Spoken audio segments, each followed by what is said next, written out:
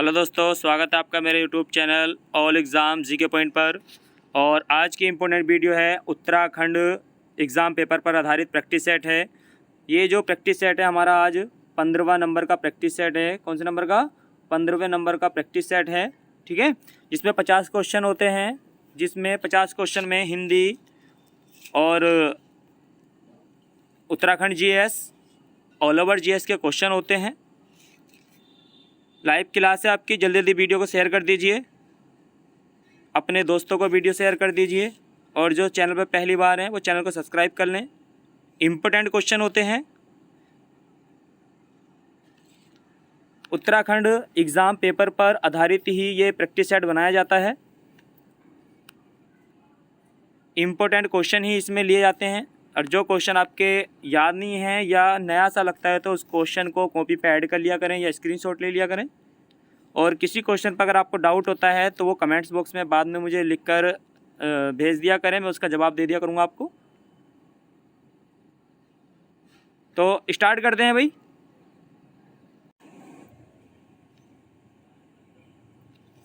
देखिए, पहला क्वेश्चन है, चौथी पंचवर्षीय योजना में किस पर अधिक बल दिया गया है? ए ऑप्शन है रोजगार, ग्रामीण विकास। बी ऑप्शन है गरीबी उन्मूलन और कृषि उत्पादन। सी ऑप्शन है औद्योगिक विकास। और डी ऑप्शन है आर्थिक विकास और आत्मनिर्भरता।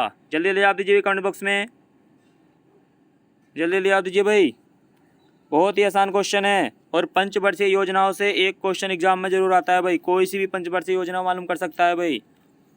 पहली पंचवर्षीय योजना की शुरुआत कब हुई थी भाई? 1951 में, ठीक है। पहली पंचवर्षीय योजना की शुरुआत कब हुई थी? 1951 में हुई थी।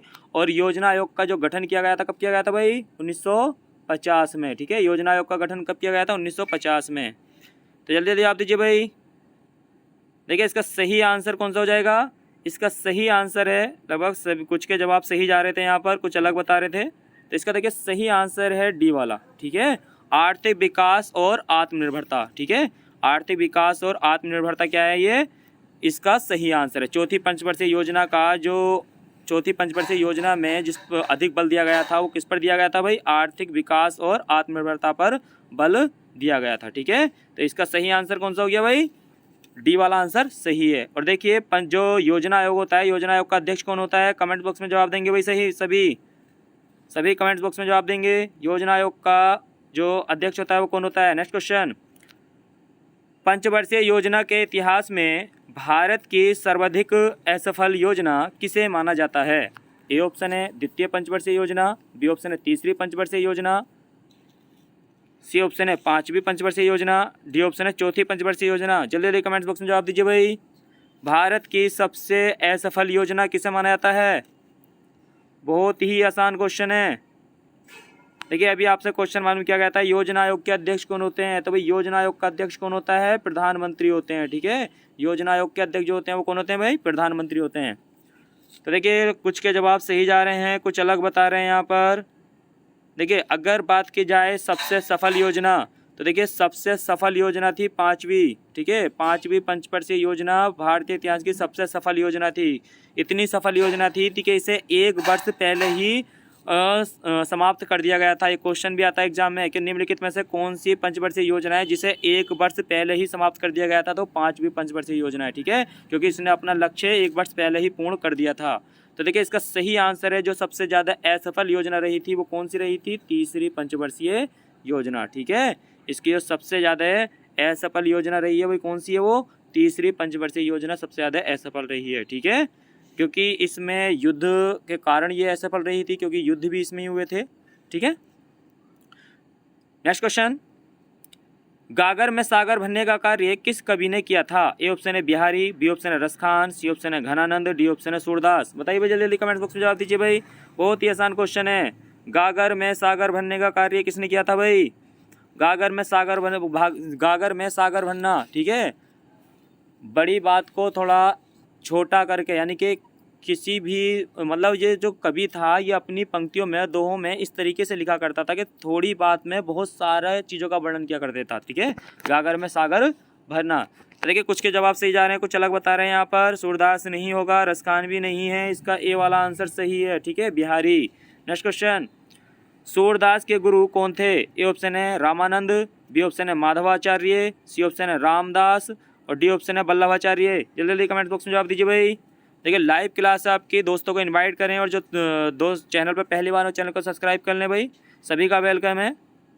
नमस्कार, जल्दी जवाब दीजिए भाई। सूरदास के गुरु कौन थे? जल्दी जवाब दीजिए। लगभग कुछ के जवाब सही हैं यहाँ पर, कुछ गलत बता रहे हैं यहाँ पर। देखिए सूरदास के जो गुरु थे वो थे वल्लभाचार्य। डी वाला आंसर इसका सही है, ठीक है, डी वाला आंसर सही है। नेक्स्ट क्वेश्चन, कवि कालिदास की अभिज्ञान शकुंतलम का हिंदी अनुवाद किसने किया था? इम्पोर्टेंट क्वेश्चन है, स्क्रीनशॉट ले लेना, वेरी वेरी इंपॉर्टेंट क्वेश्चन है। कवि कालिदास की अभिज्ञान शकुंतलम का हिंदी अनुवाद किसने किया था? देखिए अभिज्ञान शकुंतलम क्या थी? संस्कृत भाषा में लिखी गई थी। तो बताइए भाई, ए ऑप्शन है सदा सुखलाल, बी ऑप्शन है गोस्वामी विठलनाथ, सी ऑप्शन है राजा शिव प्रसाद, डी ऑप्शन है राजा लक्ष्मण सिंह। बताइए भाई जल्दी जल्दी।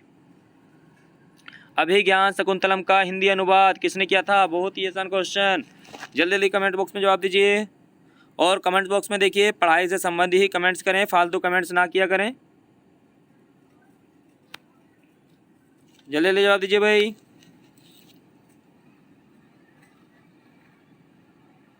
कुछ विठलनाथ पे जा रहे हैं, कुछ सुखलाल, राजा लक्ष्मण सिंह। देखिए इसका सही आंसर है डी वाला, ठीक है, राजा लक्ष्मण सिंह।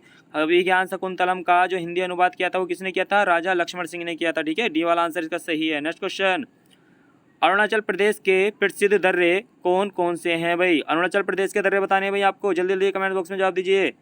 ए ऑप्शन है दीफू दर्रा, बी ऑप्शन है उपरोक्त सभी, सी ऑप्शन है यांगयाप दर्रा और डी ऑप्शन है बोमडिला दर्रा। बताइए भाई, चार ऑप्शन है आपके पास, अरुणाचल प्रदेश का दर्रा बताना है आपको, कौन सा है भाई? जल्दी जल्दी जवाब दीजिए कमेंट बॉक्स में। दीफू दर्रा सॉरी, बी ऑप्शन है उपरोक्त सभी, सी ऑप्शन है यांगयाप दर्रा और डी ऑप्शन है बोमडिला दर्रा। जल्दी जल्दी कमेंट बॉक्स में जवाब दीजिए भाई, जल्दी जल्दी। देखिए एक क्वेश्चन और आता है कि जो ब्रह्मपुत्र नदी है, ब्रह्मपुत्र नदी भारत में किस दर्रे से प्रवेश करती है भाई? तो ब्रह्मपुत्र नदी किस दर्रे से भारत में प्रवेश करती है? वो यांगयाप दर्रे से भारत में प्रवेश करती है, ठीक है। जल्दी जल्दी आवाज़ दिए भाई, लगभग सभी के जवाब सही हैं, यहाँ पर कुछ अलग बता रहे हैं। देखिए इसका सही आंसर है उपरोक्त सभी। देखिए दीफू दर्रा भी कहाँ का है? अरुणाचल प्रदेश का है। यांगयाप दर्रा भी कहाँ का है? अरुणाचल प्रदेश का है। और बोमडिला दर्रा भी कहाँ का है? अरुणाचल प्रदेश का है, ठीक है। ये सब दर्रे कहाँ के भाई? अरुणाचल प्रदेश के। तो सही आंसर कौन सा हो गया? उपरोक्त सभी वाला आंसर इसका सही है। कमेंट्स बॉक्स में जवाब देंगे भाई सभी।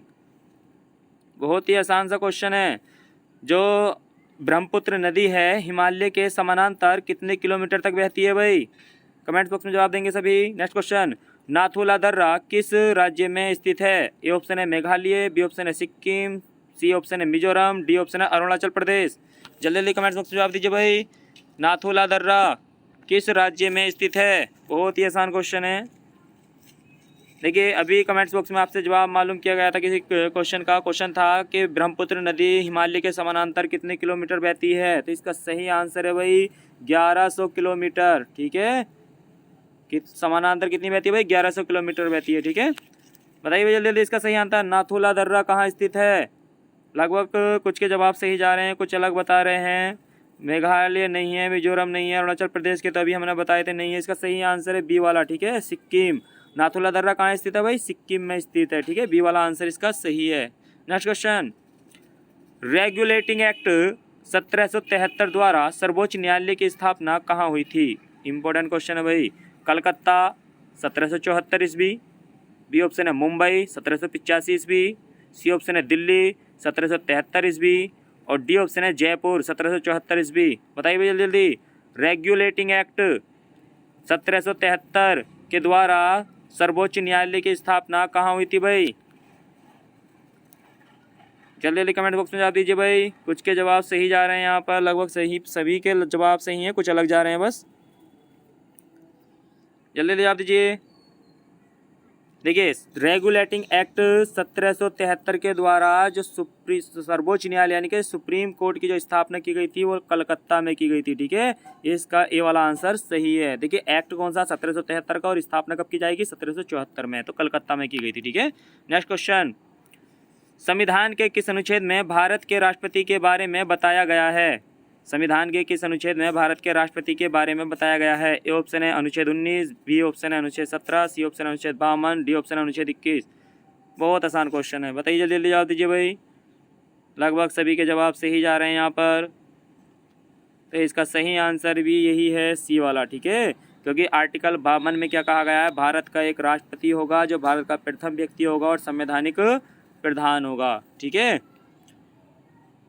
नेक्स्ट क्वेश्चन, निम्नलिखित में कौन सा शब्दालंकार नहीं है? निम्नलिखित में कौन सा शब्दालंकार नहीं है? बताना भी आपको। ए ऑप्शन है श्लेष अलंकार, बी ऑप्शन है बीड़ा, सी ऑप्शन है उपमा और डी ऑप्शन है वक्रोक्ति अलंकार। बताइए जल्दी जल्दी, निम्नलिखित में से कौन सा शब्दालंकार नहीं है? इस तरीके से ही क्वेश्चन बहुत आते हैं भाई एग्जाम में, बताइए जल्दी। लगभग कुछ के जवाब सही आ रहे हैं यहाँ पर। श्लेष अलंकार, श्लेष अलंकार भाई शब्दालंकार का उदाहरण है भाई। यहाँ पर मालूम किया गया है शब्दालंकार नहीं है, तो इसका सी वाला आंसर सही है, उपमा अलंकार। ठीक है, श्लेष अलंकार, बिरला, वक्रोक्ति, अनुप्रास अलंकार, यमक अलंकार, ये सब शब्दालंकार के उदाहरण है। ठीक है, तो इसका सी वाला आंसर सही है। नेक्स्ट क्वेश्चन, पूत कपूत तो क्यों धन संचय, पूत सपूत तो क्यों धन संचय, प्रस्तुत पंक्तियों में कौन सा अलंकार है? ए ऑप्शन है छेका अनुप्रास अलंकार, बी ऑप्शन है लटा अनुप्रास अलंकार, सी ऑप्शन है वृत्ति अनुप्रास अलंकार, डी ऑप्शन है अंत्या अनुप्रास अलंकार। बताइए भैया जल्दी। पूत कपूत तो क्यों धन संचय, पूत सपूत तो क्यों धन संचय, बताइए जल्दी भाई, बताइए जल्दी। पूत कपूत, कपूत का मतलब होता है बुरा पुत्र और सपूत का अर्थ होता है अच्छा पुत्र। देखिए इसका सही आंसर लगभग कुछ के जवाब सही जा रहे हैं, कुछ अलग बता रहे हैं। छः का अनुप्रास अलंकार नहीं है, वृत्ति अनुप्रास अलंकार भी नहीं है, अंत्य अनुप्रास अलंकार भी नहीं है। इसका बी वाला आंसर सही है भाई। ठीक है, इसका बी वाला आंसर सही है, लटा अनुप्रास अलंकार। देखिए जब कोई पंक्ति दोबारा से रिपीट होती है तो उसमें लटा अनुप्रास अलंकार होता है। ठीक है, यहाँ पर पूत कपूत तो क्यों धन संचय, यानी कि अगर बुरा पुत्र है तो बुरा पुत्र है तो आप धन संचय करके भी क्या करोगे, वो उसे भी बर्बाद कर देगा। और दूसरी पंक्ति में क्या कहा गया है कि पूत सपूत, यानी कि अगर आपका अच्छा पुत्र है तो आपको धन की आवश्यकता क्या है, वो तो खुद धन इकट्ठा कर लेगा। ठीक है, तो यहाँ पर क्या है, कौन सा है, लटा अनुप्रास अलंकार है। नेक्स्ट क्वेश्चन, हिंदी दिवस किस दिन मनाया जाता है? ए ऑप्शन है 11 जून, बी ऑप्शन है 14 सितंबर, सी ऑप्शन है 28 सितंबर और डी ऑप्शन है 10 अक्टूबर। बताइए भैया जल्दी जल्दी जवाब दीजिए कमेंट बॉक्स में। बहुत ही आसान क्वेश्चन है, हिंदी दिवस कब मनाया जाता है? लगभग सभी के जवाब सही जा रहे हैं यहाँ पर, बताइए जल्दी। लगभग सभी के जवाब सही हैं यहाँ पर, कुछ क्वेश्चन अलग बता रहे हैं लेकिन सभी के जवाब सही आ रहे हैं। देखिए भाई जो चैनल पर पहली बार है चैनल को सब्सक्राइब कर लें। उत्तराखंड प्रैक्टिस सेट है आपका, 50 नंबर का क्वेश्चन होते हैं इसमें, जो आपको रात 9 बजे डेली आपको मिलते हैं। तो इसका सही आंसर बी वाला है। ठीक है, 14 सितंबर को। ठीक है, तो बी वाला आंसर सही है। नेक्स्ट क्वेश्चन, अर्धमागधी अपभ्रंश से विकसित बोली है। अर्धमागधी अपभ्रंश से विकसित बोली है। ए ऑप्शन है बांगारू, बी ऑप्शन है बघेली, सी ऑप्शन है ब्रजभाषा और डी ऑप्शन है भोजपुरी। बताइए भैया जल्दी कमेंट बॉक्स में जवाब दीजिए भाई। अर्धमागधी अपभ्रंश से विकसित कौन सी बोली है भाई? ए ऑप्शन है बांगारू, बी ऑप्शन है बघेली, सी ऑप्शन है ब्रजभाषा और डी ऑप्शन है भोजपुरी। कुछ के जवाब सही आ रहे हैं, कुछ अलग बता रहे हैं यहाँ पर, जल्दी जल्दी जवाब दीजिए। देखिए इसका सही आंसर है बघेली, बी वाला आंसर सही है। देखिए अर्धमागधी अपभ्रंश से जो विकसित बोली है वो कौन सी है? बघेली है। ठीक है, बी वाला आंसर सही है इसका। नेक्स्ट क्वेश्चन, देवनागरी लिपि का सही विकास क्रम है। देवनागरी, जैसे देखिए हिंदी का पढ़ते हैं ना, हिंदी का विकास क्रम है, पहले संस्कृत आई, पाली, प्राकृत, अपभ्रंश, अपभट्ट और फिर हिंदी। वैसे ही देवनागरी लिपि का सही विकास क्रम है। ए ऑप्शन है गुप्त लिपि, बी ऑप्शन है ब्राह्मी लिपि, सी ऑप्शन है देवनागरी लिपि और डी ऑप्शन है नागरी लिपि, नगरी लिपि। ठीक है, बी ऑप्शन है आपका नागरी लिपि, ब्राह्मी लिपि, गुप्त लिपि, देवनागरी लिपि। सी ऑप्शन है आपका ब्राह्मी लिपि, गुप्त लिपि, नागरी लिपि, देवनागरी लिपि और डी ऑप्शन है गुप्त लिपि, नागरी लिपि, ब्राह्मी लिपि, देवनागरी लिपि। बताइए भैया जल्दी। जिस तरीके से हिंदी का विकास क्रम है वैसे ही लिपि का, देवनागरी लिपि का विकास क्रम है। बताइए जल्दी, जवाब दीजिए कमेंट बॉक्स में। लगभग सभी के जवाब सही जा रहे हैं, कुछ अलग बता रहे हैं। जल्दी जल्दी जवाब दीजिए, जल्दी जल्दी जवाब दीजिए भाई। देखिए इसका सही आंसर है सी वाला। ठीक है, इम्पोर्टेंट है, सी वाला आंसर इसका सही है। पहले सबसे पहले कौन सी आई थी? ब्राह्मी आई थी, ब्राह्मी लिपि, क्योंकि संस्कृत किस लिपि में लिखी जाती है भाई? ब्राह्मी लिपि में लिखी जाती है। उसके बाद गुप्त लिपि आई थी, गुप्त के बाद नगरी लिपि आई थी और लास्ट में आई थी देवनागरी लिपि। ठीक है, तो इसका सही जो आंसर है वो आपका सी वाला आंसर सही है। ठीक है, ब्राह्मी लिपि, फिर ब्राह्मी लिपि के बाद गुप्त लिपि, फिर नगरी लिपि और फिर इसके बाद देवनागरी लिपि थी। ठीक है, और पहली बात ऑप्शन में ब्राह्मी एक ही जगह दिया था, तो इसलिए क्वेश्चन आसान हो गया। नेक्स्ट क्वेश्चन, भाषा की सबसे छोटी इकाई है। ए ऑप्शन है शब्द, बी ऑप्शन है व्यंजन, सी ऑप्शन है स्वर और डी ऑप्शन है वर्ण। बताइए भाई कमेंट्स बॉक्स में जवाब दीजिए जल्दी। भाषा की सबसे छोटी इकाई है। देखिए ऑप्शन में अगर ध्वनि होता, ऑप्शन में अगर ध्वनि होता तो भाषा की सबसे छोटी इकाई कौन सी है भाई? ध्वनि है। ठीक है, सबसे पहले तो बोलेंगे तभी तो लिखेंगे, तो ध्वनि तो ऑप्शन में है नहीं, ध्वनि तो ऑप्शन में है नहीं। ठीक है, अब ये चार ऑप्शन जो हैं आपको इसमें से बताना है कि भाषा की सबसे छोटी इकाई कौन सी है। ये जल्दी जल्दी जवाब दीजिए कमेंट बॉक्स में। लगभग सभी के जवाब सही आ रहे हैं यहाँ पर। इसका सही आंसर कौन सा है भाई? डी वाला। ठीक है, डी वाला आंसर सही है। भाषा की सबसे छोटी इकाई क्या होती है? वर्ण होती है। ठीक है, अगर यहाँ पर मान लीजिए ये व्यंजन ना होता और यहाँ पर दी गई होती ध्वनि, ठीक है, तो भाषा की सबसे छोटी इकाई कौन सी हो जाती? फिर ध्वनि हो जाती। ठीक है, लेकिन इसमें ऑप्शन में ध्वनि नहीं दिया गया था, तो इसलिए इसका वर्ण वाला आंसर सही है, डी वाला आंसर सही है। नेक्स्ट क्वेश्चन, से और है कौन से व्यंजन कहलाते हैं? ए ऑप्शन है प्रकम्पी, बी ऑप्शन है स्पर्शी, सी ऑप्शन है संघर्षी और डी ऑप्शन है स्पर्श संघर्षी। बताइए भाई जल्दी जल्दी कमेंट बॉक्स में जवाब दीजिए भाई।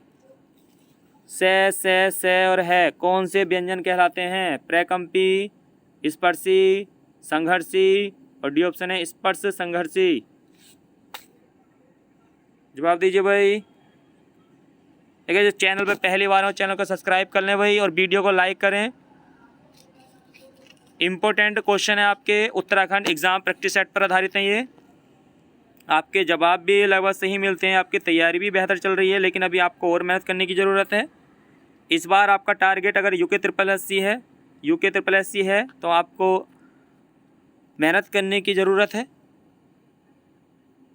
देखिए इसका सही आंसर बताइए जल्दी। देखिए स्पर्श संघर्षी नहीं है भाई, स्पर्श संघर्षी जो होता है वो चय वर्ग होता है। ठीक है, स्पर्श संघर्षी जो होता है वो चय वर्ग होता है, चय, छय, जय और झय, ये स्पर्श संघर्षी होता है। इसका सही आंसर है सी वाला, संघर्षी व्यंजन होते हैं उसमें, या संघर्षी व्यंजन जिसे बोलते हैं। ठीक है, सी वाला आंसर इसका सही है। ठीक है, नेक्स्ट क्वेश्चन, हिंदी शब्दकोश में छः का क्रम किस वर्ण के बाद आता है? कई बार एग्जाम में आ चुका है ये क्वेश्चन। हिंदी शब्दकोश में छः वर्ण का क्रम किस वर्ण के बाद आता है?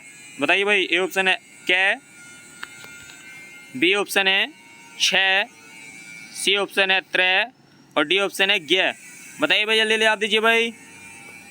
छः वर्ण का क्रम किसके बाद आता है? लगभग सभी के जवाब सही जा रहे हैं, यहाँ पर कुछ अलग बता रहे हैं। जल्दी जवाब दीजिए। तो देखिए इसका सही आंसर है ए वाला। ठीक है, के ठीक है, के वाला। ठीक है, के क्रम। देखिए जो हमारा छः है वो किससे मिलकर बना होता है भाई? के प्लस शे से मिलकर बना होता है। ठीक है, के प्लस शे से मिलकर बना होता है। तो ये जो है हिंदी शब्दकोश में 6 जो का जो क्रम है किस वर्ण के बाद आता है, तो कै के बाद आता है। नेक्स्ट क्वेश्चन, 6 ध्वनि किसके अंतर्गत आती है? 6 ध्वनि किसके अंतर्गत आती है, बताइए भाई जल्दी जल्दी। ए ऑप्शन है मूल स्वर, बी ऑप्शन है घोष वर्ण, सी ऑप्शन है संयुक्त वर्ण, डी ऑप्शन है तालव्य। जल्दी जल्दी जवाब दीजिए भाई। 6 ध्वनि किसके अंतर्गत आती है, जल्दी जल्दी जवाब दीजिए। देखिए, एक होता है आपका 6, एक होता है आपका त्रय, एक होता है आपका ज्ञानी और एक होता है आपका श्रेय।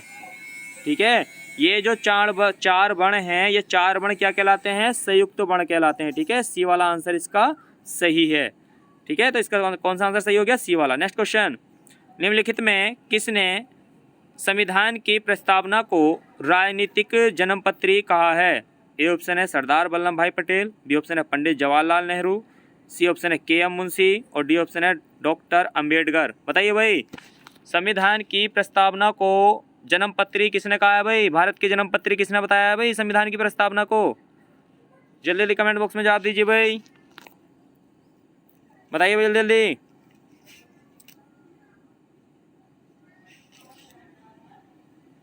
जल्दी जल्दी जवाब दीजिए। देखिए, इसका सही आंसर है सी वाला, के.एम. मुंशी ने। ठीक है, कन्हैयालाल मणिकलाल मुंशी ने संविधान की प्रस्तावना को राजनीतिक जन्मपत्री यानी कि भारत की जन्मपत्री बताया था। ठीक है, तो कमेंट्स बॉक्स में जवाब देंगे भाई सभी। सुप्रीम कोर्ट ने कब प्रस्तावना को संविधान का अंग माना था? संविधान की प्रस्तावना को सुप्रीम कोर्ट ने कब अंग माना था भाई, जल्दी जल्दी जवाब देंगे कमेंट्स बॉक्स में। क्वेश्चन है, मोहनजोदड़ो का अर्थ है? ए ऑप्शन है समृद्ध साम्राज्य, बी ऑप्शन है व्यापारियों का गढ़, सी ऑप्शन है देवताओं का नगर और डी ऑप्शन है मृतकों का टीला। जल्दी जल्दी कमेंट्स बॉक्स में जवाब दीजिए भाई। मोहनजोदड़ो का अर्थ है, बहुत ही आसान क्वेश्चन है, लगभग सभी के जवाब सही आ रहे हैं। देखिए, अभी आपसे एक क्वेश्चन मालूम किया गया था कि सुप्रीम कोर्ट ने प्रस्तावना को संविधान का अंग कब माना था। लगभग सभी के जवाब सही थे। यहाँ पर कुछ ने अलग बताया। कब माना था भाई, 1973।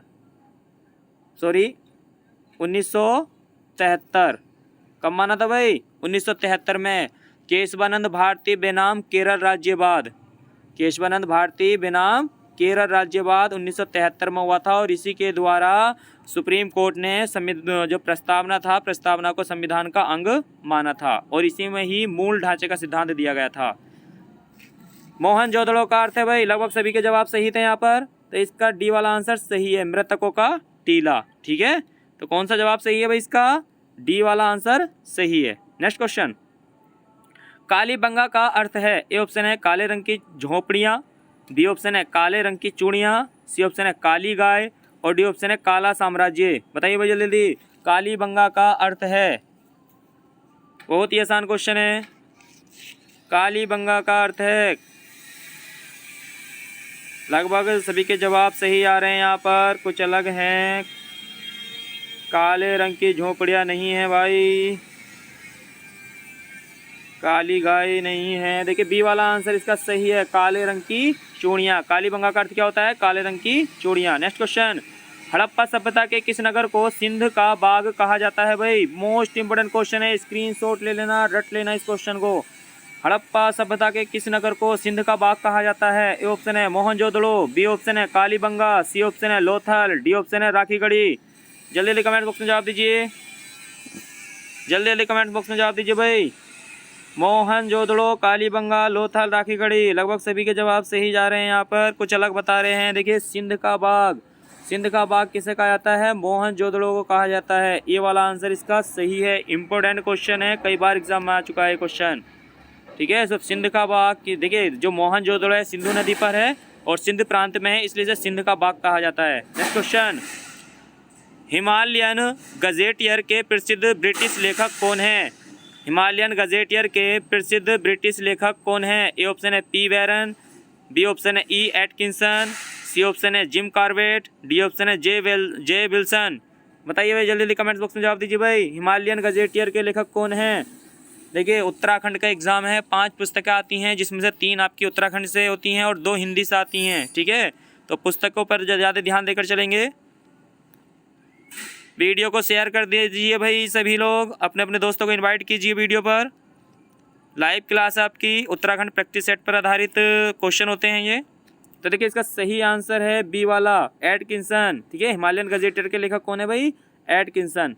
नेक्स्ट क्वेश्चन, कस्तूरी किस मृग में पाई जाती है? कस्तूरी किस मृग में पाई जाती है? ए ऑप्शन है मादा मृग में, बी ऑप्शन है नर, सी ऑप्शन है दोनों, और डी ऑप्शन है इनमें से कोई नहीं। बताइए भाई, कस्तूरी किस मृग में पाई जाती है? मादा मृग में पाई जाती है, या नर मृग में पाई जाती है, या दोनों में पाई जाती है, इनमें से कोई नहीं। जल्दी कमेंट बॉक्स में जवाब दीजिए भाई। लगभग सभी के जवाब सही आ रहे हैं, यहाँ पर कुछ अलग बता रहे हैं।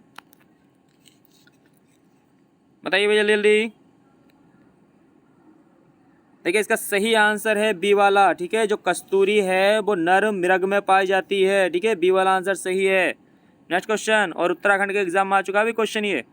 नेक्स्ट क्वेश्चन है, टिहरी में घंटाघर का निर्माण किस राजा के द्वारा किया गया था? ए ऑप्शन है पृथ्वी शाह, बी ऑप्शन है नरेंद्र शाह, सी ऑप्शन है प्रताप शाह, और डी ऑप्शन है कीर्ति शाह। बताइए भैया जल्दी जल्दी, टिहरी में घंटाघर का निर्माण किस राजा द्वारा किया गया था? जवाब दीजिए भाई कमेंट बॉक्स में जल्दी जल्दी। बहुत ही आसान क्वेश्चन है, बहुत ही आसान क्वेश्चन है। लगभग सभी के जवाब सही जा रहे हैं, कुछ अलग बता रहे हैं यहाँ पर। बताइए जल्दी जल्दी, टिहरी में घंटाघर का निर्माण किस राजा के द्वारा कराया गया था? तो इसका सही आंसर है देखिए भाई डी वाला, कीर्ति शाह, ठीक है। डी वाला आंसर इसका सही है। नेक्स्ट क्वेश्चन, उत्तराखंड में ग्लेशियर लेडी के नाम से किसे जाना जाता है? उत्तराखंड में ग्लेशियर लेडी के नाम से किसे जाना जाता है? ए ऑप्शन है शांति ठाकुर, बी ऑप्शन है दिव्या रावत, सी ऑप्शन है वंदना शिवा, और डी ऑप्शन है इनमें से कोई नहीं। जल्दी जल्दी कमेंट्स बॉक्स में जवाब दीजिए भाई, जल्दी जल्दी कमेंट्स बॉक्स में जवाब दीजिए। उत्तराखंड में ग्लेशियर लेडी के नाम से किसे जाना जाता है? जल्दी जल्दी जवाब दीजिए। उत्तराखंड में ग्लेशियर लेडी, सबके जवाब अलग अलग जा रहे हैं भाई, कुछ सही हैं कुछ गलत जा रहे हैं यहाँ पर। तो देखिए इसका सही आंसर है ए वाला, शांति ठाकुर को, ठीक है। शांति ठाकुर को ही क्या कहा जाता है? ग्लेशियर लेडी के नाम से जाना जाता है। इंपॉर्टेंट क्वेश्चन है, स्क्रीनशॉट ले लेना। उत्तराखंड में ग्लेशियर लेडी के नाम से किसे जाना जाता है भाई? शांति ठाकुर। नेक्स्ट क्वेश्चन, दुर्योधन मंदिर स्थित है? ए ऑप्शन है पौड़ी, बी ऑप्शन है उत्तरकाशी, सी ऑप्शन है हरिद्वार, डी ऑप्शन है चमोली। बताइए भैया जल्दी कमेंट बॉक्स में जवाब दीजिए भाई, दुर्योधन मंदिर स्थित है? बताइए जल्दी, दुर्योधन मंदिर स्थित है? कुछ के जवाब सही जा रहे हैं यहाँ पर, कुछ अलग बता रहे हैं। चमोली नहीं है, पौड़ी भी नहीं है, हरिद्वार में नहीं है। इसका सही आंसर है बी वाला, उत्तरकाशी। दुर्योधन मंदिर कहाँ स्थित है भाई? उत्तरकाशी में स्थित है। नेक्स्ट क्वेश्चन, पुराना दरबार नामक राजमहल किसने बनवाया था? पुराना दरबार नामक राजमहल किसने बनवाया था? ए ऑप्शन है फतेह शाह, बी ऑप्शन है सुदर्शन शाह, सी ऑप्शन है कीर्ति शाह, और डी ऑप्शन है पराक्रम शाह। बताइए भाई जल्दी जल्दी कमेंट्स बॉक्स में जवाब दीजिए। पुराना दरबार नामक राजमहल किसने बनवाया था? बताइए जल्दी भाई। पहला तो क्वेश्चन ये, पुराना दरबार महल है कहाँ पर भाई? ये टिहरी में है, ठीक है। कहाँ है? टिहरी में है, ठीक है। और इसका जो सही आंसर है वो बी वाला आंसर सही है, सुदर्शन शाह ने, ठीक है। इसका निर्माण कार्य देखिए 1815 में निर्माण कार्य प्रारंभ हुआ था और 1848 में ये बनकर तैयार हुआ था, ठीक है। टिहरी का पुराना दरबार, ठीक है, किसने बनवाया था? सुदर्शन शाह के द्वारा बनवाया गया था, ठीक है। नेक्स्ट क्वेश्चन, हिंगला देवी मंदिर किस जनपद में स्थित है? हिंगला देवी मंदिर किस जनपद में स्थित है भाई? ए ऑप्शन है नैनीताल, बी ऑप्शन है चंपावत, सी ऑप्शन है अल्मोड़ा, डी ऑप्शन है बागेश्वर। बताइए भाई जल्दी जल्दी कमेंट्स बॉक्स में जवाब दीजिए भाई, हिंगला देवी मंदिर किस जनपद में स्थित है? बहुत ही आसान क्वेश्चन है, जल्दी जल्दी कमेंट बॉक्स में जवाब दीजिए भाई। देखिए वीडियो को लाइक करते रहें और अपने दोस्तों को इनवाइट करें, वीडियो को शेयर करें, और जो चैनल पर पहली बार है वो चैनल को सब्सक्राइब कर लें भाई। रोज़ आपको ये 50 क्वेश्चन मिलते हैं जो उत्तराखंड के एग्ज़ाम पेपर पर आधारित होते हैं।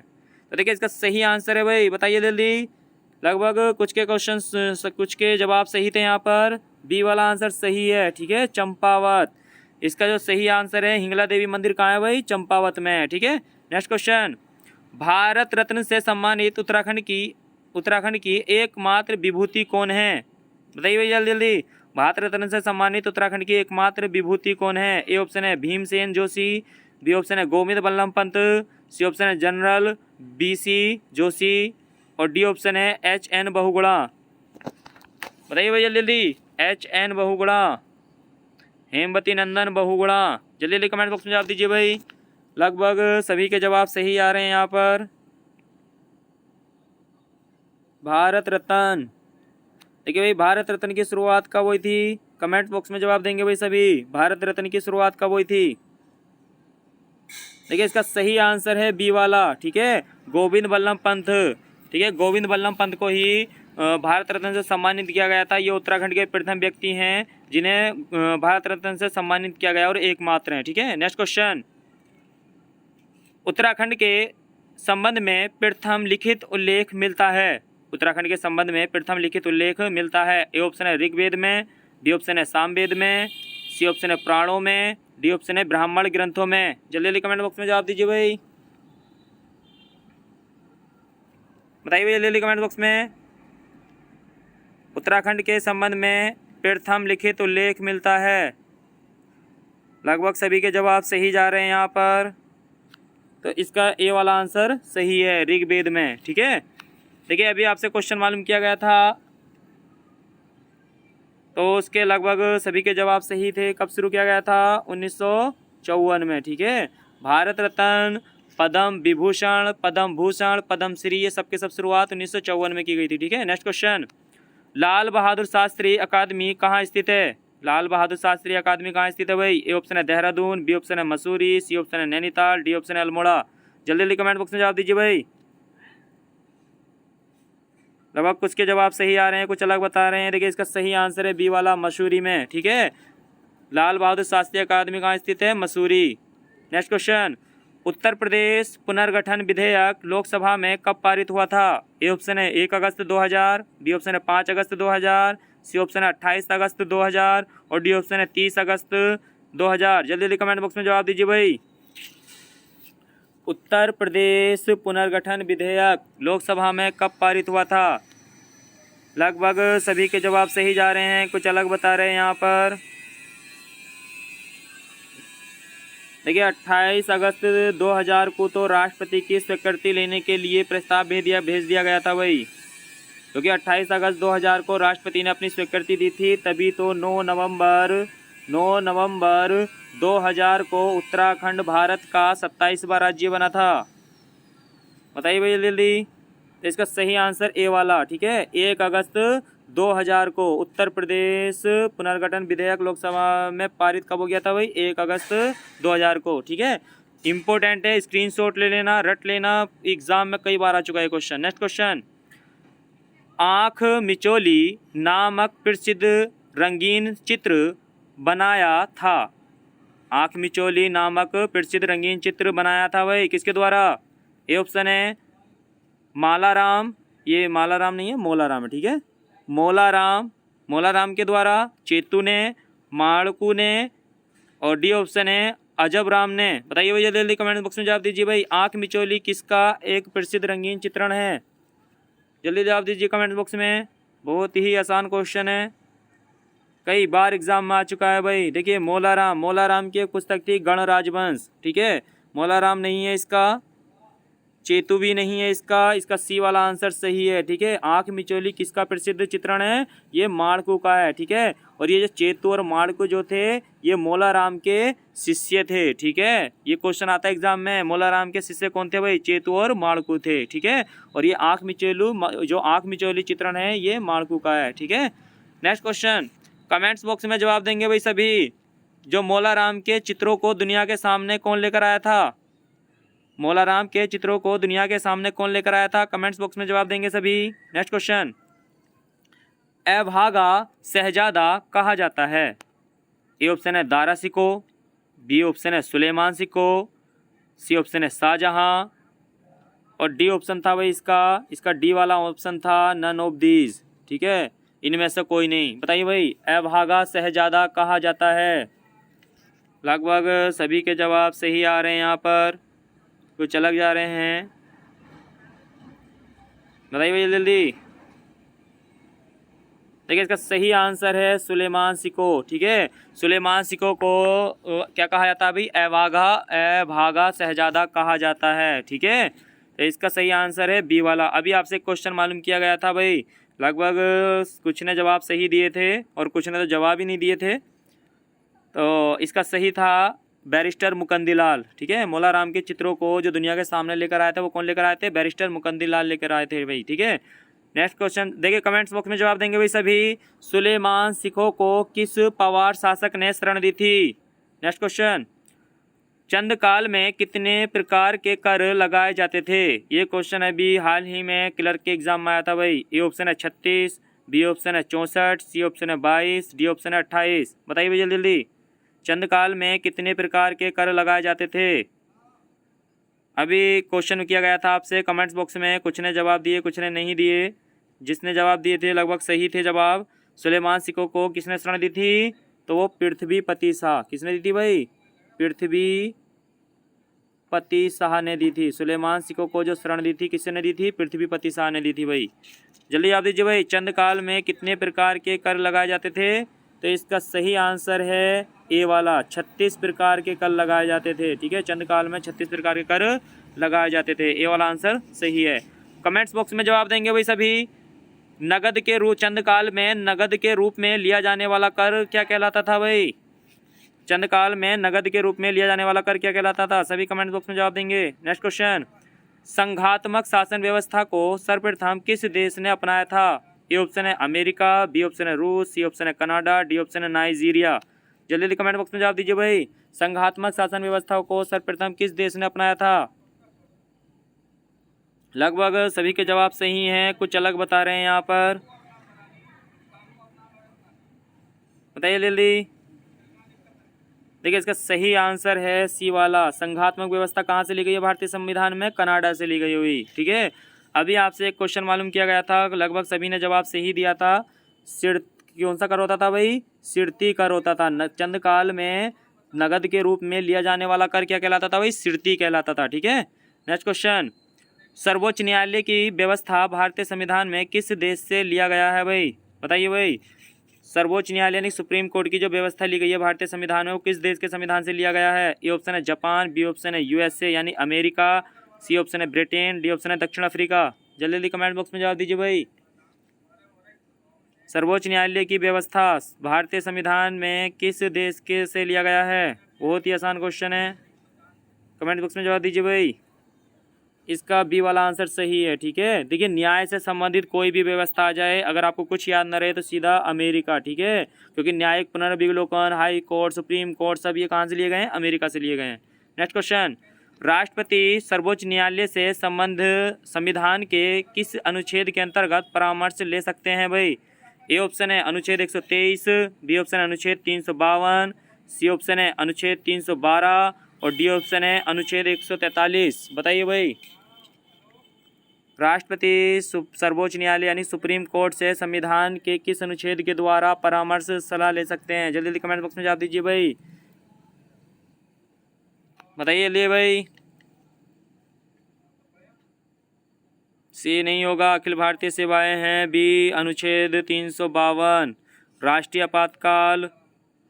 डी अनुच्छेद 143। देखिए अगर किसी से सलाह लेनी है तो प्यार से सलाह ली जाती है। ठीक है, तो इसका जो अनुच्छेद है डी वाला आंसर इसका सही है 143। ठीक है, 143 के द्वारा राष्ट्रपति सुप्रीम कोर्ट से सलाह ले सकता है, लेकिन सुप्रीम कोर्ट सलाह देने के लिए बाध्य नहीं है। जब सुप्रीम कोर्ट के पास टाइम होगा तो वो सलाह दे सकता है, वरना सलाह नहीं दे सकता। और सुप्रीम कोर्ट ने जो राष्ट्रपति को सलाह दी है उस सलाह को राष्ट्रपति मानने के लिए भी बाध्य नहीं है। अगर राष्ट्रपति को लगेगा कि सही है तो सलाह को मान सकता है, नहीं तो नहीं मान सकता है। ठीक है, तो इसका डी वाला आंसर सही है। 143 के द्वारा सुप्रीम कोर्ट से राष्ट्रपति सलाह ले सकता है। ठीक है, और देखिए आर्टिकल 123 नहीं था भाई, यहाँ पर अध्यादेश जारी करता है राष्ट्रपति।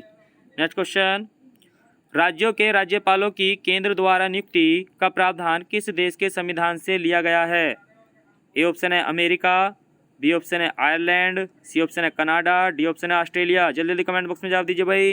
राज्यों के राज्यपालों की केंद्र द्वारा नियुक्ति का प्रावधान किस देश के संविधान से लिया गया है? जल्दी जवाब दीजिए भाई। लगभग सभी के जवाब सही आ रहे हैं, यहाँ पर कुछ अलग बता रहे हैं। राज्यपाल का पद कहाँ से लिया गया है? इसका सी वाला आंसर सही है, ठीक है, कनाडा। नेक्स्ट क्वेश्चन, संविधान में दोनों सदनों की संयुक्त बैठक का प्रावधान किस अनुच्छेद में है भाई? बहुत ही आसान क्वेश्चन है, जल्दी जल्दी कमेंट बॉक्स में जा दीजिए भाई। जल्दी जल्दी कमेंट बॉक्स में जा दीजिए भाई। संविधान में दोनों सदनों की संयुक्त बैठक का प्रावधान किस अनुच्छेद में है? ए ऑप्शन है 108, बी ऑप्शन है 110, सी ऑप्शन है 173, डी ऑप्शन है 166। जल्दी जल्दी कमेंट बॉक्स में जा दीजिए। देखिए भाई जल्दी जल्दी, संयुक्त बैठक का प्रावधान इसका सही आंसर है। लगभग सभी के जवाब सही थे, आर्टिकल 108, ठीक है। राष्ट्रपति 108 के द्वारा संयुक्त बैठक बुलाता है और संयुक्त बैठक की अध्यक्षता कौन करता है? लोकसभा अध्यक्ष करता है, ठीक है। ये थे दोस्तों लगभग 50 क्वेश्चन जो उत्तराखंड के एग्ज़ाम प्रैक्टिस सेट पर आधारित थे, जो Hindi Uttarakhand all over GK पर आधारित थे।